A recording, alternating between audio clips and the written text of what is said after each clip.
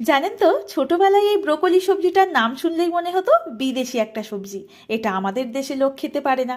এখন বড় হয়ে জানতে পারলাম না, আমাদের দেশেও প্রচুর পরিমাণে চাষ হচ্ছে।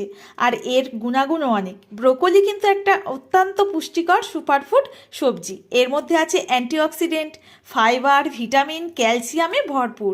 এটি কিন্তু আমাদের হার্টের জন্য যেমন ভালো, ক্যান্সারের ঝুঁকি কমায়, তার সাথে কিন্তু ত্বকের উজ্জ্বলতা বাড়িয়ে আমাদের ওজন কমাতে সাহায্য করে।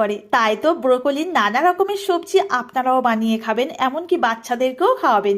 আমি এখানে কিন্তু ব্রোকলিটাকে কেটে নিয়েছি আর জলে হালকা করে একটুখানি স্টিম করে তুলে নিয়েছিলাম। তারপর এখানে বড় করে কেটে নেওয়া আলু লবণ হলুদ দিয়ে ভেজে উঠিয়ে নিলাম। ব্রোকলিটাকেও হালকা করে একটুখানি 1 মিনিটের জন্য এপিট ওপিট উল্টে পাল্টে সেঁকে তুলে নিয়েছি। এবার দেখুন, একটা মশলা কষিয়ে নিচ্ছি। একটু ফোড়নে তেজপাতা, গোটা জিরে আর গরম মশলা ভালো করে ফোড়নটাকে ভেজে আদা জিরে আর কাঁচা লঙ্কার পেস্ট কষিয়ে নিয়েছি। তারপর সাদা তিল একটু টক দই দিয়ে বেটে রেখেছিলাম, এটাকে অ্যাড করে ভালো করে কিন্তু মশলা কষিয়ে নিতে হবে। তারপর ভেজে রাখা আলু দিয়ে চাপা ঢাকা দিয়ে আমি 5 থেকে 7 মিনিট মতো গ্যাসের ফ্লেমটা লোতে দিয়ে কষিয়ে নেব। এইবার স্বাদ মতো দিয়ে দেবো লবণ। ভালো করে মশলা আর আলু কষানো হয়ে গেলে পরিমাণ মতো দিয়ে দেবো জল।